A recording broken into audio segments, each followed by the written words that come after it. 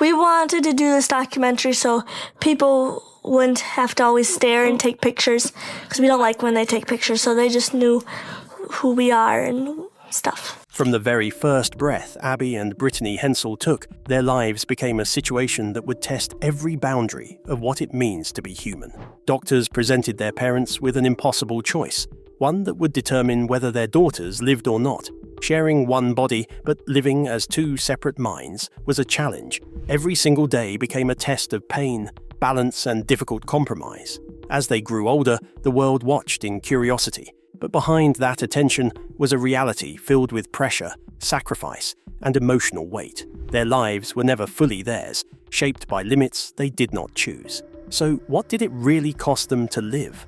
Join us as we explore the heartbreaking story of the world's most famous conjoined twins. A rare birth. The story of Abby and Brittany Hensel began on March 7th, 1990, in Minnesota. Their mother had gone through pregnancy without any clear warning signs that anything unusual was developing. Doctors and family members expected a routine delivery, the kind that happens every day in hospitals. But the moment the baby was delivered, the atmosphere changed instantly, as medical staff realized they were not looking at a single child, but at a rare and complex case that would challenge everything they knew about fetal development. Abby and Brittany were born as conjoined twins, specifically a condition known as dicephalic parapagus, which means they had two separate heads but shared a single body. This condition occurs when identical twins fail to fully separate during early development in the womb. It is one of the rarest forms of conjoined twinning, and in most cases, babies born this way do not survive for long after birth. The sight alone was enough to shock even experienced doctors, because such cases are extremely uncommon and often come with severe medical complications. In the first moments after birth, doctors quickly tried to understand how their bodies functioned. They examined their vital organs to determine whether survival was even possible. What they discovered was both complex and a little bit hopeful. Each twin had her own brain, her own heart, her own spine, and her own set of lungs and stomach, meaning they were not entirely dependent on a single shared system for life. However, they were still connected through parts of their lower body, sharing organs such as the liver and other systems, which made their condition extremely delicate. Their physical structure also included a small third arm between them, which was not fully developed and could not function. This added another layer of medical concern, and doctors later removed it through surgery to improve their physical development. At that early stage, every detail mattered, because even the smallest complication could affect their chances of survival. Their bodies had to work together in a way that doctors could not fully predict, and there was no clear roadmap for what would happen next. The first hours and days were filled with uncertainty, as medical teams closely monitored their breathing, heart activity, and overall stability. Conjoined twins often face life-threatening challenges immediately after birth, and many do not survive beyond infancy. In Abby and Brittany's case, the risk was very real, and no one could confidently say whether they would live through those early stages. Their condition meant that any problem affecting one twin could quickly impact the other, making their survival deeply connected at every level. Despite these risks, something unexpected began to happen as time passed, and the twins continued to function at a stable rate. Their bodies began to adapt to their shared structure, and their vital signs showed signs of consistency. What had started as a situation filled with fear slowly began to show signs of possibility. Doctors, who had initially been unsure, started to see that the twins were not just surviving by chance, but were gradually adjusting to life in a way that few had expected. For their family, life changed totally as they adjusted to raising two children who shared one body. And this is like two independent ladies which are connected by one body, but they think differently, and it's really a truly amazing anatomical story. Daily care required more attention, more support, and a deeper understanding of their unique needs. Medical checkups became a regular part of life, and every stage of growth had to be carefully observed. The focus of raising two daughters with separate minds, personalities, and futures became just as important as their physical condition. But as the twins kept growing, their existence began to challenge many assumptions about what was possible in such cases. The struggle of living as one. As Abby and Brittany grew older, the reality of their condition became more visible, not just in how they looked, but in how they lived every single day. Their lives were not defined only by survival, but by the constant need to function together in a way that most people never have to think about. They shared one body, but they were two separate individuals, each with her own mind, her own decisions, and her own sense of control. This meant that every physical action required cooperation, whether it was something as simple as standing up or something as complex as learning a new skill. Each twin controlled one side of their shared body, creating a system that required perfect coordination at all times. Abby controlled the right arm and right leg, while Brittany controlled the left arm and left leg, and this division extended to nearly every physical movement they made. Their brains worked independently, but their actions had to come together as one, meaning that even basic movements depended on timing, communication, and mutual understanding.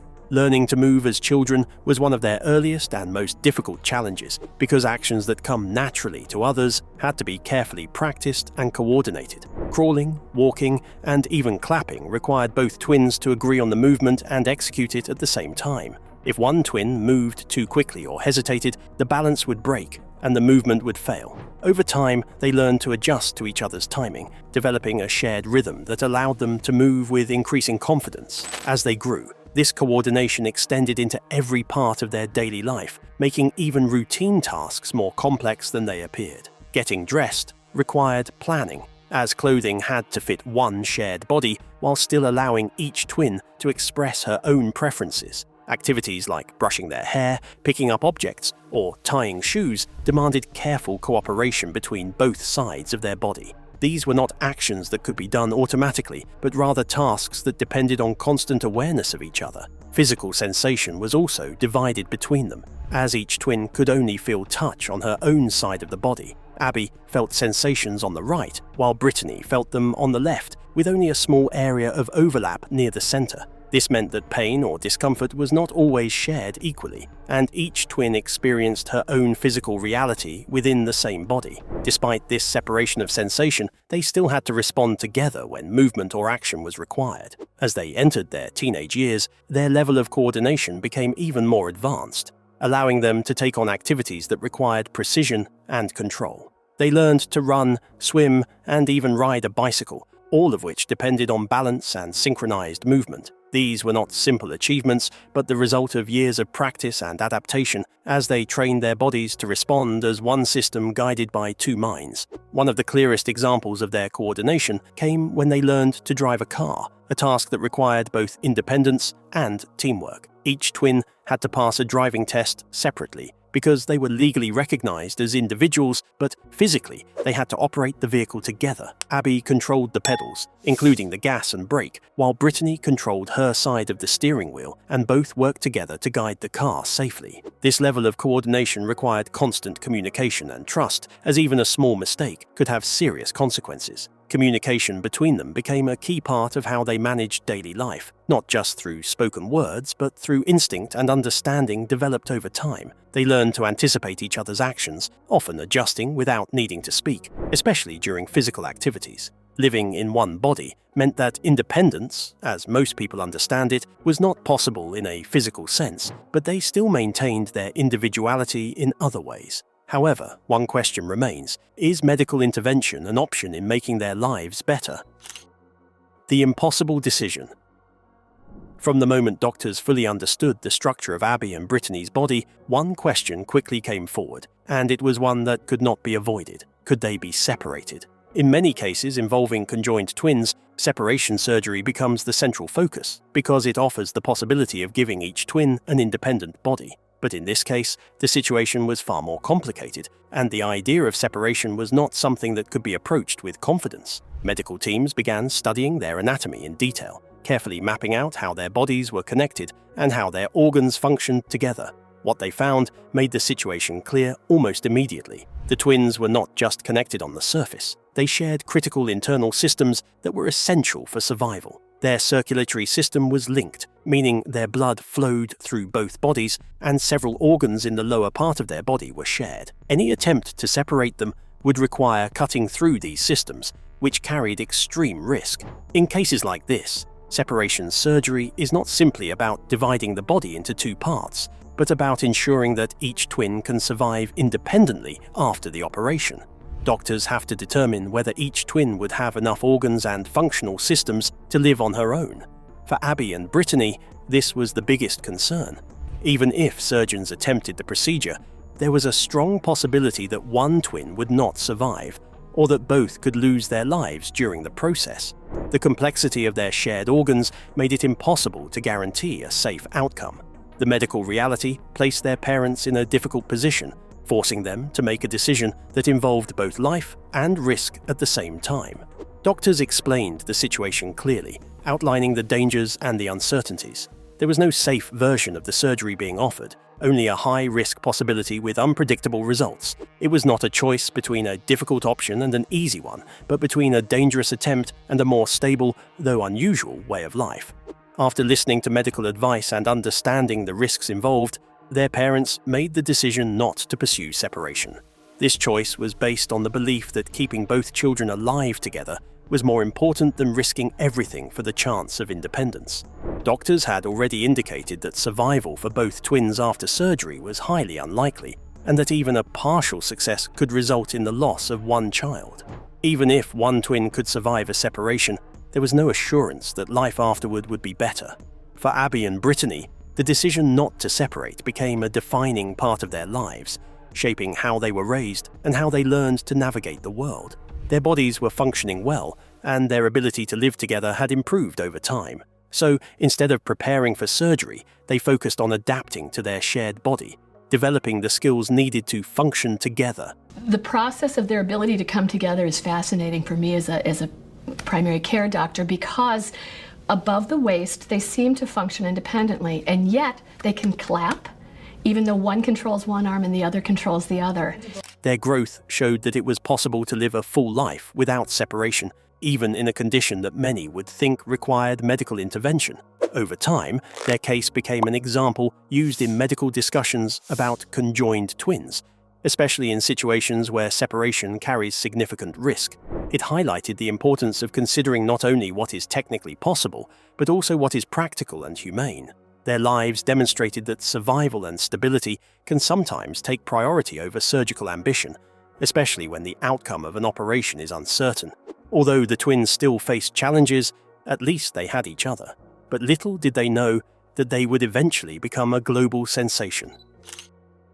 Under the world's spotlight.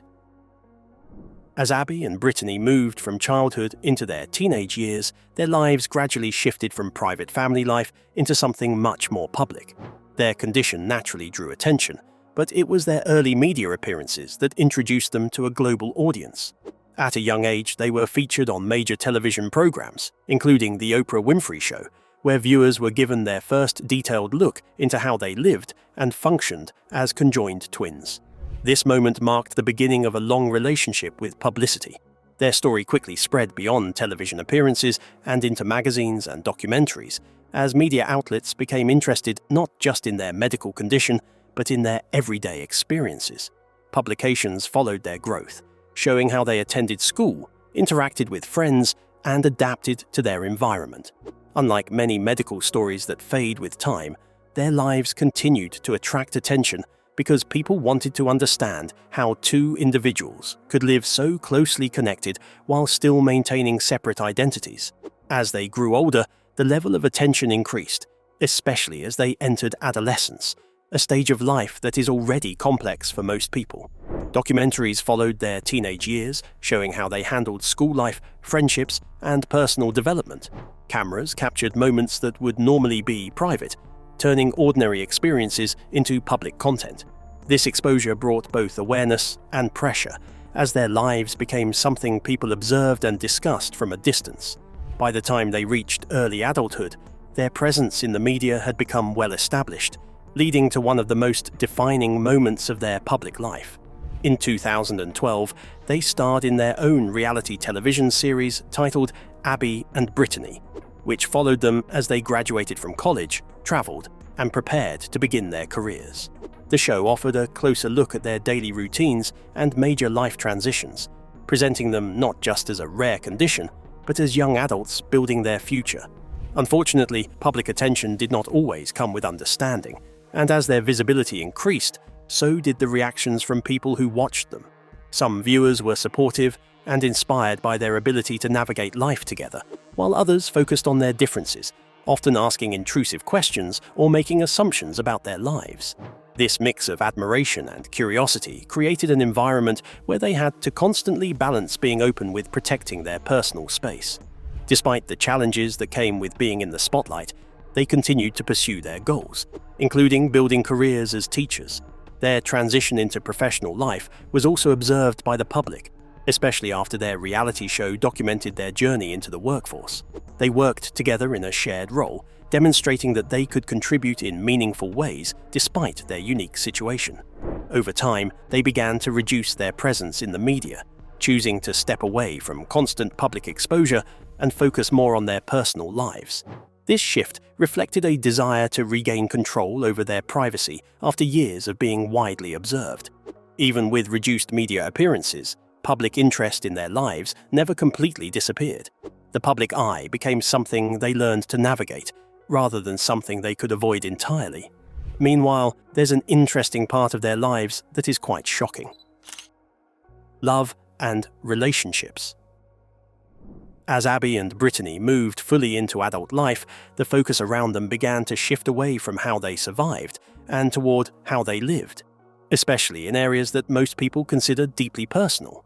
Questions about identity, relationships, and independence became more important, not just to the public, but within their own lives. They were two individuals sharing one physical body, and this created a situation where personal choices were never made alone, but always had to be understood and accepted by both. Legally, they are recognized as two separate individuals, each with her own name, legal identity, and rights, even though they share a single body. This distinction is important because it means that decisions involving law, employment, and personal status are treated as belonging to two people, not one. At the same time, their physical reality does not change, and this creates situations where legal definitions and everyday life do not always align perfectly, especially in areas that involve privacy and independence. One of the most discussed aspects of their adult life came with the topic of relationships, which introduced a new level of complexity that went beyond physical coordination. In 2021, Abby entered into a marriage with Josh Bowling, a United States Army veteran and nurse, marking a major milestone in their lives. The marriage was kept private at first and only became widely known later through public records and media reports, which quickly brought attention back to their personal lives. This development raised questions that had no simple answers, because while Abby was legally married, Brittany remained physically present as part of the shared body. The situation created a dynamic that required understanding, agreement, and mutual respect between all involved, including the partner who became part of their shared life. Abby and Brittany share one reproductive system, and medical experts have noted that cases like theirs require careful evaluation because any major change in their body can affect both individuals at the same time. Most conjoined twins at this level who have so many things together, if they're separated, that may risk their lives, but it's also, if they're not separated, that can lead to like an early demise as well. So it's amazing that they live full, active, and healthy lives. Beyond relationships and family, their sense of identity continues to exist in a balance between individuality and shared existence. Each twin has her own thoughts, preferences, and personality, but their physical connection means that independence is experienced differently. They cannot separate from each other in the physical sense, and this shapes how they approach choices about lifestyle, personal space, and long-term plans. But situations like theirs can create challenges in how others respond to them. At the same time, they have continued to maintain control over how much of their lives they share publicly, choosing to keep certain aspects private while still allowing parts of their story to be known. This balance reflects an effort to live as normally as possible while managing the attention that naturally follows them. Their decisions show an awareness of both their public image and their personal boundaries. Long-term outcomes are difficult to predict, especially in rare conditions like theirs, where there are few comparable cases to study. This uncertainty means that they must consider not only present challenges, but also what may come later. Despite these uncertainties, they continue to move forward, making decisions and shaping their lives within the limits and possibilities of their condition. Their story is no longer only about how they were born or how they adapted, but about how they continue to live, make choices, and define themselves in a situation that has no clear comparison. If you enjoyed this video, like and subscribe, and also click the next video shown on your screen.